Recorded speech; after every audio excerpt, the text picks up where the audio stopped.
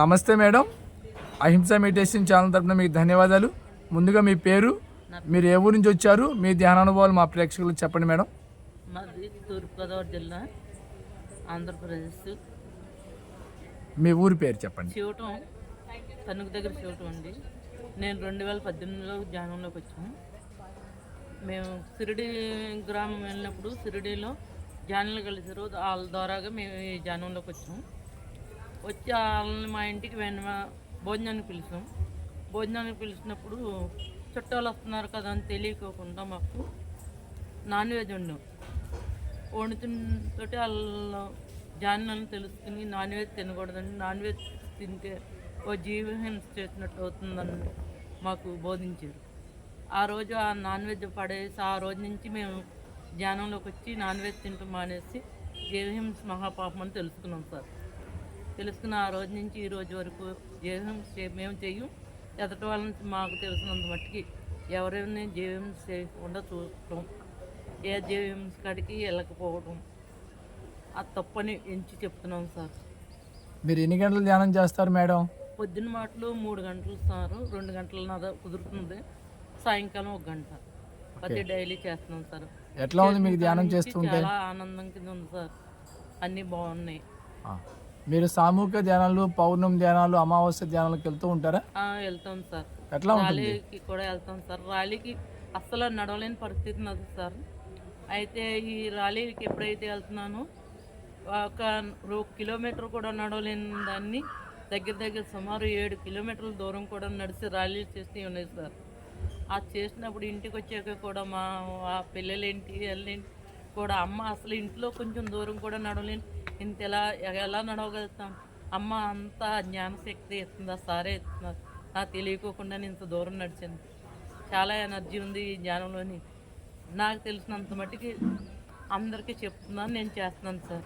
చాలా ఆనందం కింద ఉంది. పిరమిడ్లో ధ్యానం చేస్తుంటే ఎట్లా ఉంది మేడం? పిరమిడ్లో శక్తి బాగుంటుంది సార్. ఇంట్లో కన్నా పిరమిడ్ శక్తి బాగా కుదురుతుంది సార్. ఇంట్లో అయితే కొంచెం బద్దకిచ్చి మేము మళ్ళీ 1 గంట చేసి పడుకుని లేస్తాం. అక్కడ అందరూ కళ్ళు మూసుకున్నాక మనం కూడా మూసుకోవాలని అలా ధ్యానంలోకి వెళ్ళిపోతే అద్భుతం బాగా కుదురుతుంది సార్. దాన్ని బట్టి బాగా చేస్తున్నాను సార్. ఓకే. అహింస ఈ కేంద్రం పెట్టి చాలా చాలా ధన్యవాదాలు మీకు సార్. దీని ద్వారాగా చాలా వేలాది మంది మారుతారు నా ఉద్దేశం సార్. నా అనుభవం గురించి చెప్తున్నాను సార్. ఓకే. ఇక్కడ వశిష్ఠ గౌతమ్ దగ్గర ఉన్నారు కదా మేడం, ఇక్కడ ధ్యానము, ఇక్కడ యజ్ఞం ఏర్పాట్లు, పిరమిడ్ ఎట్లా ఉంది చెప్పండి మేడం. చాలా చాలా అద్భుతం సార్. ఇక్కడ రాని జన్మ ఎందుకు అనిపిస్తుంది సార్. నేనే కాకుండా నా చుట్టుపక్కల ఉన్న వాళ్ళకి కూడా ఈ పిరమిడ్, ఇక్కడ గోదావరి స్నానం, ఈ గాలి వాతావరణం కూడా ఎంతో జీవితంలో ఎంతో లాభాలు ఉంటాయి నేను కూడా చెప్తున్నాను సార్. అందరూ కూడా వచ్చిన వాళ్ళు కూడా అదే అనుభూతి పొందుతున్నారు సార్. చాలా చాలా ధన్యవాదాలు. ఇంకా మీరు చాలా ఎక్కడికి వెళ్ళారు మేడం ర్యాలీలకి, దూరాలకి? నేను బంటిమిల్లో వెళ్ళాను సార్. భీమవరం. యజ్ఞాలకి ఎక్కడికి వెళ్ళారు మేడం? యజ్ఞాలకు చాలా చోట్లకి వెళ్ళాను సార్. పేర్లు తెలియదు కానీ జాతవనం వెళ్ళాను సార్. ప్రకృతి ర్యాలీకి వెళ్ళాను. ఎక్కడుంటే అక్కడ మా బాబు కూడా నేను వెళ్తాను సార్. ఓకే. మీరు అందరూ మీ బంధుమిత్రులందరూ ధ్యానంలో మేడం? మా కుటుంబం మట్టిగా ధ్యానంలో ఉంది సార్. మీ బంధువులందరికీ సహకారం చెప్పారా? మారలేదు సార్. చెప్తున్నారా? చెప్తున్నాం కానీ మారలేదు. వింటలేదా? వింటలేదు సార్.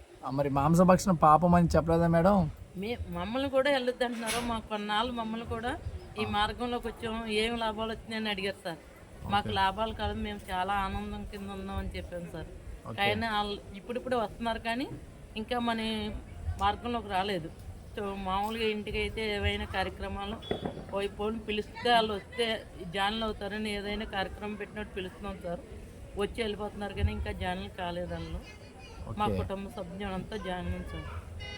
చాలా అద్భుతంగా ఉంది సార్. ఈ వశిష్ఠ గౌతమ్కి ఎప్పుడు మానం సార్, ఎప్పుడు ప్రతి సంవత్సరం వస్తాం సార్. చాలా చాలా ధన్యవాదాలు sir. Okay, thank you madam. అహింస ఛానల్కి వచ్చి మీ జ్ఞానాన్ని చక్కగా ప్రేక్షకులకు ఇచ్చినందుకు ధన్యవాదాలు. మా ఛానల్ని సబ్స్క్రైబ్ చేయండి, షేర్ చేయండి, లైక్ చేయండి. Thank you madam.